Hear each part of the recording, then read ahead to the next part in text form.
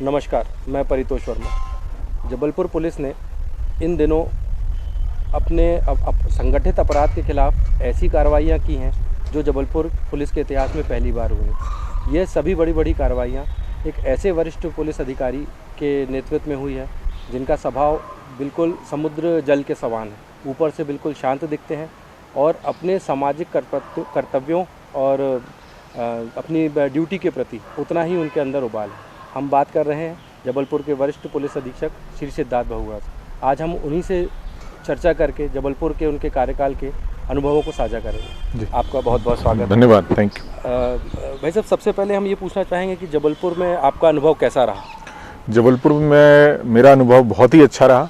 यहाँ मेरा कार्यकाल करीब 3 वर्ष का रहा और मैं संस्कार धानी वासियों को बहुत बहुत धन्यवाद ज्ञापित करना चाहता हूँ कि यहाँ की जनता पुलिस को के अच्छे काम को अप्रिशिएट करती है, एक पॉजिटिव सोच रखती है। साथ ही जो मीडिया है यहाँ की वो भी एक अच्छा सपोर्ट करती है अच्छे काम को। और हमने यहाँ पे चाहे शुरुआत करें कोरोना काल से, वो बड़ा चैलेंजिंग टाइम था और हमारे खुद की फोर्स को सबसे पहले सुरक्षित करना था, उनको खुद को अवेयर करके फिर उस फोर्स से हमको लॉकडाउन इन्फोर्समेंट और अन्य जो कोरोना से रिलेटेड ड्यूटीज़ थी वो करानी थी, वो भी एक चैलेंज था। और उसके तत्पश्चात फिर जो एंटी माफिया की कार्रवाइयाँ हैं, बड़े बड़े अपराध जैसे गोरा बाजार का एक एटीएम लूट की बात करें, लॉर्डगंज की एक बड़ी नकबजनी थी करीबन 5.5 करोड़ करीब, फिर चाहे वो तिलवारा थाना का मैकला रिजॉर्ट वाला मामला हो, चाहे वो कोई भी त्यौहार संपादित करने की बात हो, चाहे वो जितने भी गुंडे बदमाश हों, एक्टिव गुंडे बदमाश हों जिन्होंने अतिक्रमण किया हुआ सरकारी भूमि पे, उसको मुक्त कराने की बात हो, चाहे वो बड़े भूमाफिया जैसे रज्जाक हो गए, चाहे वो जो बहुत पहले से संगठित ऑर्गेनाइज्ड जो बेटिंग गैम्बलिंग जैसे अपने सोनकर हो गए, गज्जू सोनकर, गजेंद्र सोनकर, इनके विरुद्ध जो कार्रवाई हो, चाहे वो ऑनलाइन जो सट्टा खिलाने की एक्सचेंज के माध्यम से कार्रवाई हो, तो ये सारी कार्रवाइयाँ जो है जिससे एक अच्छा संदेश गया पुलिस का और जिस कारण से एक अच्छी छवि बन पाई। मैं एक चीज़ और बोलना चाहूँगा कि प्रिवेंटिव एक्शन भी जो मैंने अपने कार्यकाल में करीबन कलेक्टर जो थे उनकी जो मेरे कार्यकाल में कलेक्टर साहिबान थे उन्होंने काफ़ी अच्छा सामंजस्य रखा। करीबन 150 से ऊपर हमने एनएसए भी किए। इससे जो संगठित जो गैंग जो एक दूसरे के विरुद्ध लड़ती थी उस पर हमने जो है काफ़ी हद तक जो है हमने ये क्राइम जो हम कंट्रोल कर पाए। ये इन 3 साल के आपके कार्यकाल में कोई ऐसा क्षण जो सबसे ज़्यादा आपको चैलेंजिंग लगा हो?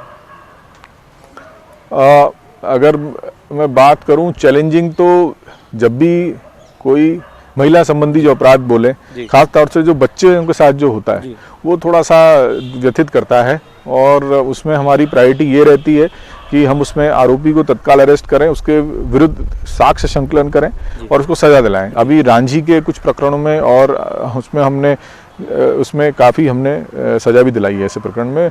हाँ, वो थोड़ा टफ टाइम तो होता ही है जब होता है वो अपराध, लेकिन जब हम अच्छी इन्वेस्टिगेशन से आरोपी को सजा दिला पाते हैं तो एक संतोष भी होता है। आपके कार्यकाल में एक ऐतिहासिक कार्रवाई ये हुई है कि थानों के रोजनामचे से निकल के कार्रवाई अंतर्राष्ट्रीय स्तर तक पहुंची और आपके पूरे फॉलोअप करने पर लुकआउट नोटिस जारी हुए, रेड कॉर्नर नोटिस। इसका कुछ अनुभव साझा करें। जी, बिल्कुल। ऑनलाइन जो बेटिंग है जो एक्सचेंज के थ्रू होती है उसमें एक सतीश सनपाल है, उनका एक गैंग चलता था। उसमें उनके कुछ लोग हैं, उन्होंने फर्जी शेल कंपनीज बनाई थी जो कि अपने ही जो उनके जो अधीनस्थ थे उनके नाम पे कंपनीज खोली गई। उनके बैंक अकाउंट में 1000 करोड़ के ट्रांजैक्शन थे, जिसको कि प्राइमा फेसी हमने इन्वेस्टिगेशन में पाया कि ये बेटिंग का जो पैसा था और इसको मनी लॉन्ड्रिंग की परिभाषा में आता है और आज वो केस जो ईडी को भी गया, ईडी को ट्रांसफर हो गया। और ये निश्चित ही ये जबलपुर पुलिस का शायद पहला मामला है जो 1000 करोड़ का जिसमें ट्रांजैक्शन फर्जी खातों के माध्यम से किया गया और वो ईडी अब उसको अपने लेवल पे इन्वेस्टिगेट करेगी। इसमें जांच के दौरान शायद बहुत सारे और भी अभी ऐसी शेल कंपनियां हैं जो निकल के आना बाकी है। जी, इसमें इन्वेस्टिगेशन चल रही है, अब ईडी भी इसमें इन्वेस्टिगेट करेगी और मुझे आशा है कि ज़रूर इसमें हम जो है जो शिकंजा जो इसमें कस पाएंगे, जिससे कि इलीगल जो ऑनलाइन जो गैम्बलिंग बेटिंग होती है एक्सचेंज के माध्यम से उस पर लगाम हो जाए, क्योंकि इससे जो काफ़ी जो परिवार हैं वो बर्बाद होते हैं जो अपना पैसा इसमें हारते हैं। जी, जबलपुर में किस प्रकार का अपराध आपने अधिक पाया? और मतलब कैसे कौन से अपराध हैं जिसको जो पुलिस के लिए काफी चुनौतीपूर्ण? एक जैसे मैं बोलूँ चाकूबाजी की मैं बात करूँ, जबलपुर में एक क्राइम का ट्रेंड ये है कि जैसे मैंने बताया गैंग के बीच में जो लड़ाई झगड़ा है उसमें तो हम काफ़ी सफलता हमने पाई है कि अब उसमें कंट्रोल करने में, लेकिन आकस्मिक रूप से बिना किसी प्रीवियस रंजिश के शराब के नशे में कभी कभी चाकूबाजी हो जाती है, जिसको भी प्रिवेंट करना थोड़ा चैलेंजिंग रहा, लेकिन फिर भी पूरा प्रयास रहा कि उसमें भी हम लगाम पा गए। इस मामले में भी आपके कार्यकाल में शायद मध्य प्रदेश की पहली कार्रवाई हुई थी जब आपने ऑनलाइन साइट्स जहाँ से लोग ये खास करके यूथ ये चाकू और इस तरीके के वेपन्स बुलाते थे, शायद आपने 3000 वेपन ऐसे। जी, इसमें फ्लिपकार्ट से हमने चर्चा की और इसमें पाया कि वो कुछ एक चाकू के जैसे कुछ एक इंस्ट्रूमेंट्स हैं जिसको कि लोग यहाँ ऑर्डर करते हैं और जरूरी नहीं है कि उसी इंटेंशन से अपराध करने के इंटेंशन से करें, वो कभी कभी कुछ शौक में उसके लिए भी ऑर्डर करते हैं वो तो, लेकिन उसका उपयोग जो है कभी एज अ वेपन भी हो जाता है और वो चाकूबाजी करने के उसमें भी आ जाता है। तो हमने समन्वय स्थापित करके जबलपुर में उसकी डिलीवरी ही बंद कराई, उससे भी तो हमको काफ़ी फर्क पड़ा ऐसी घटनाओं पे। आपके कार्यकाल में भूमाफिया की कार्यवाही बहुत बड़े स्तर पे हुई, सैकड़ों एकड़ जमीन खाली हुई है, काफ़ी करोड़ों रुपए की, उसका कैसा एक सिनेरियो आप देखते हैं? जी, मुझे काफ़ी संतोष है कि हमारे जो भी नगर निगम के अधिकारी थे, राजस्व के अधिकारी थे, उन्होंने बहुत अच्छा सामंजस्य पुलिस से रखा और जितने भी हमारे आपराधिक तत्व थे, ऐसे लोग जिनका समाज में भय है, आम आदमी पे भय है, उन्होंने जो भी अपने इलीगल इंक्रोचमेंट्स बनाए हुए थे उनको भी हमने ध्वस्त किया, चाहे गजन सोनकर की बात हो, चाहे अब्दुल रज्जाक की बात हो, चाहे अन्य ऐसे शराब तस्कर, ऐसे मामले भी हैं जिसमें 30 से 40 अपराध है और वो अपना इंक्रोचमेंट किया हुआ है, इनको भी विधि अनुरूप चीज़ों उनके केसेस का परीक्षण हुआ और उनके जो अवैध अतिक्रमण थे उनको ध्वस्त किया गया। आपके कार्यकाल में भाई साहब नशे के खिलाफ खास करके शराब, कच्ची शराब और इसको आपने काफ़ी टारगेट करके बड़ी बड़ी कार्रवाइयाँ कराई और ये लगातार निरंतर जारी थी और एक लगभग 2.5 करोड़ से ऊपर का इसमें अवैध देशी शराब और इस तरीके का आपने बरामद करके किया। इसको आप किस तरीके से देखते हैं कि इतने बड़े रैकेट को किस तरीके से ध्वस्त किया जा सकता है अवैध शराब? इसमें अगर कच्ची शराब की बात की जाए, जैसे गधेरी जो खमरिया की तरफ गधेरी, उसमें थाना प्रभारी खमरिया ने निरंतर अच्छी कार्रवाई की।